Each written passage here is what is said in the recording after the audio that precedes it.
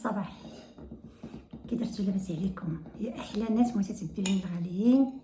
كي درتو كلشي مزيان؟ شارك معكم قهيوه بالتوابل جداد، ماشي جداد ما شاركتهمش معكم، كل مره كنشارك معكم قهيوه بالانواع ديال التوابل ديالها. ماشي ضروري نديرو كلشي في خطره، يعني كل واحد عنده الفائده ديالو. انا القهوه ديالي ديال هذا النهار كتجي خفيفه، يعني كتجي منسمه اكثر، ما تحسيش بها مسوسه او لا ما فيهاش ما محليها لا بسكر ولا بعسل صراحه، وتشرب في الصباح ولا في العشيه ما تاثرش حتى على النعاس.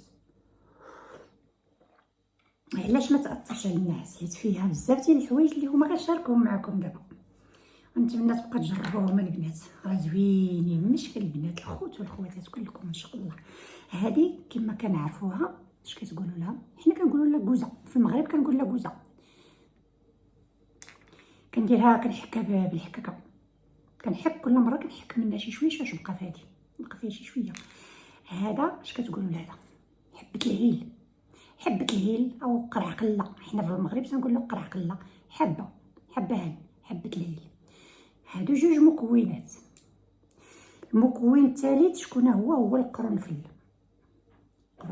شكون اللي ما عرفش القرنفل رائع البنات في القهوه، كيجي زوين. انا نشارك معكم هاد القهوه، نتمنى تجربوها، راه ما تندموش عليها. يعني كل مره داك النهار شاركت معكم ديال ديك النجيمه مع حتى هي ندير معها القرنفل، حتى هو كيمشي معها وسكينجبير وداكشي.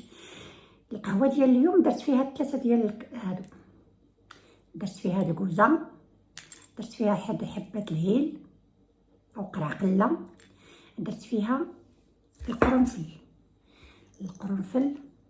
راه غني عن التعريف، لكن في القهوه كيجي يا سلام وكيجي زوين. والقهوه هادشي كله ما كيضرش، حتى اللي كانت شي واحد يعني القهوه كضرو، ما بهاد التوابل هادي راه ما تضركش، صدقوني يا البنات.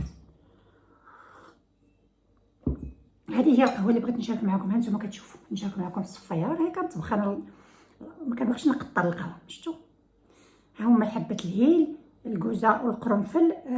الكوزه حكيتها ما كتبانش، كنحكها غير الحكاكه ديالها هكايا ديال ديك الرقيقه باش كنحكها ونرميها هنايا. ونتمنى هذا الفيديو البنات ينال الاعجاب ديالكم، وحاولوا تجربوا هاد التوابل هادو، راه كيجيو زوينين. حيت شرب القهوه راه مهم بالنسبه لي انا. كاس القهوه مهم الصباح. نشوفكم ان شاء الله فيديو جديد، ونتلاقاو على المقارب.